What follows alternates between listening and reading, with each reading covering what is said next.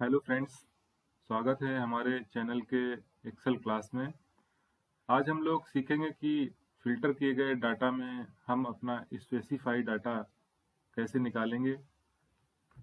इसमें जब हम बड़े डाटा में काम करते हैं और उसमें फ़िल्टर कमांड का प्रयोग करते हैं तो हमें कुछ महत्वपूर्ण डाटा की आवश्यकता होती है, लेकिन केवल कॉपी पेस्ट का प्रयोग करने पर पूरा डाटा कॉपी हो जाता है।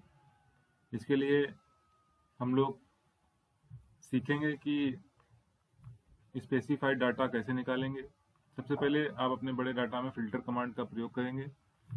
फ़िल्टर कमांड करने के बाद में हम अपना स्पेसिफाइड डाटा जो होगा वो सिलेक्ट करेंगे। जैसे हमको इस बड़ी शीट में अपने नगर का डाटा निकालना है, तो सबसे पहले हम अपना नगर का डाटा सिलेक्ट करेंगे।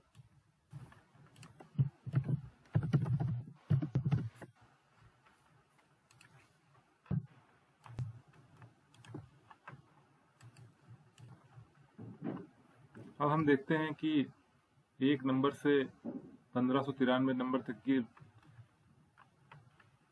रो हाइड हो चुकी हैं। बाकी हमारा डाटा सेव जो शो हो रहा है उसको हमें केवल कॉपी करना है।